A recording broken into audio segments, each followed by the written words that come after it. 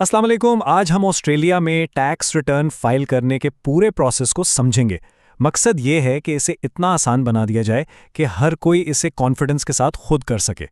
अच्छा, tax return का नाम सुनते ही क्या जहन में आता है? थोड़ी सी परेशानी, थोड़ा सा दबाव। अगर ऐसा है तो आप अकेले नहीं हैं। ये बहुत आम बात है, लेकिन सच पूछें तो घबराने की बिल्कुल जरूरत नहीं। क्योंकि सच तो यह है कि ये इतना मुश्किल होना ही नहीं चाहिए। आज हम स्टेप बाय स्टेप इस पूरे प्रोसेस को देखेंगे और उम्मीद है कि उसके बाद ये सबको बहुत आसान लगेगा। तो चलें शुरू करते हैं। तो सबसे पहला और सबसे जरूरी सवाल, आखिर टैक्स रिटर्न फाइल करना किसके लिए जरूरी है? क्या ये सबके लिए लाजमी है? चले देखते हैं। देखें, कुछ सीधे सादे उसूल हैं।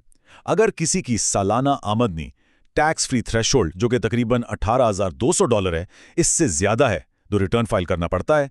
या फिर अगर आपकी तनख्वाह से टैक्स कटता रहा है तब भी फाइल करना जरूरी है, भले ही आमदनी कम हो।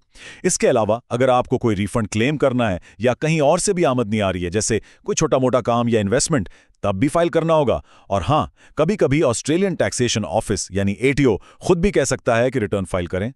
अच्छा, जब ये पता चल गया कि रिटर्न फाइल करना है तो अगली अहम चीज़ है तारीखें यानी डेडलाइंस।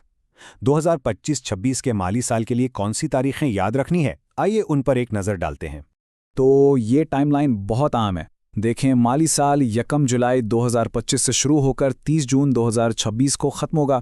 जैसे ही ये साल ख़त्म होता है यानी 1 जुलाई 2026 से आप अपना रिटर्न फाइल कर सकते हैं। और सबसे ज़रूरी तारीख है 31 अक्टूबर 2026। ये आखिरी तारीख है अगर आप अपना रिटर्न खुद फाइल कर रहे हैं।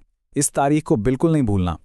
चलें, अब बात करते हैं कि फाइलिंग का सबसे अच्छा तरीका कौन सा है। आजकल ज्यादातर लोगों के लिए सबसे आसान और तेज तरीन रास्ता है ATO का ऑनलाइन सिस्टम माई टैक्स।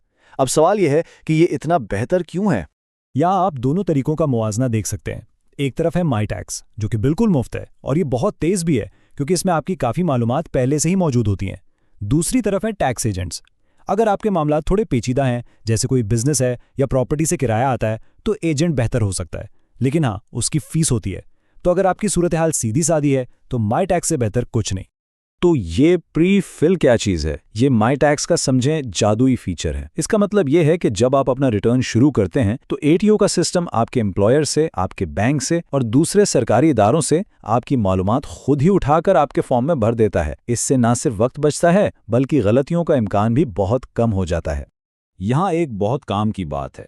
देखें, फाइलिंग तो 1 जुलाई को शुरू हो जाती है, लेकिन अगर आप थोड़ा सब्र करें, मतलब जुलाई के आखिर तक या अगस्त के शुरू तक इंतज़ार कर लें, तो ज़्यादातर चांसेस हैं कि आपका प्री फिल डेटा मुकम्मल तौर पर सिस्टम में आ चुका होगा।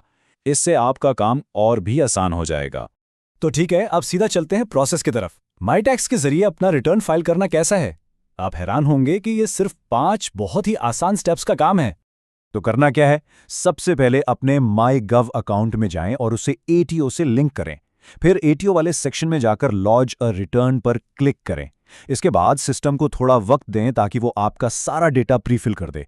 अब आपका काम है कि इस सारी मालूमात को गौर से देखें। अगर कोई आमदनी रह गई है तो उसे शामिल करें और अपनी डिडक्शंस क्लेम करें। और बस आखिर में एक बार फिर सब कुछ चेक करें और सबमिट का बटन दबा दें। हो गया आपका रिटर्न फाइल। अच्छा, रिटर्न फाइल करने बैठने से पहले ये बहुत ज़रूरी है कि आप अपना सारा सामान इकट्ठा कर लें, मतलब वो तमाम कागजात और मालूमात जो आपको चाहिए होंगी। चलें देखते हैं इस लिस्ट में क्या क्या है। ये एक छोटी सी चेकलिस्ट है। आपका टैक्स फाइल नंबर यानी TFN, आपकी आमदनी के स्टेटमेंट्स, बैंक से मिलने वाले सूद की तफसीलात और अगर कोई और आमदनी है तो उसके रिकॉर्ड्स। सबसे अहम, जिन चीज़ों पर आपने कटौती क्लेम करनी है उनकी रसीदें। और हाँ, अपना बैंक अकाउंट नंबर भी तैयार रखें क्योंकि रिफंड तो वहीं आएगा ना। अब बात करते हैं डिडक्शंस की।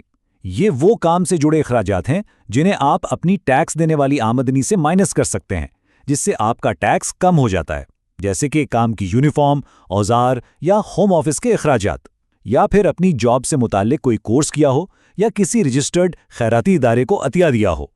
लेकिन एक बात याद रखने वाली है, हर क्लेम के लिए पक्के सबूत यानी रसीदें होना लाजमी हैं।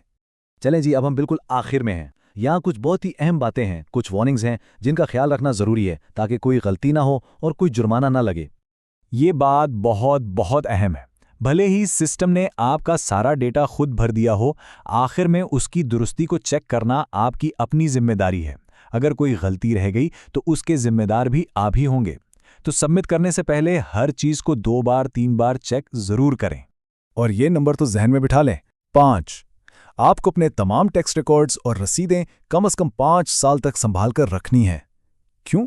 کیونکہ ATO ان 5 سالوں میں کبھی بھی آپ سے ان کا ثبوت مانگ سکتا ہے۔ تو یہ تھا آسٹریلیا میں ٹیکس ریٹرن فائل کرنے کا پورا طریقہ۔ امید ہے کہ اس کے بعد یہ کام اب اتنا مشکل یا ڈراؤنا نہیں لگ رہا ہوگا۔ اب جب آپ یہ سب جان گئے ہیں تو ایک آخری اور مزے کا سوال، اگر ریفنڈ آیا تو سب سے پہلے اس کا کیا کریں گے؟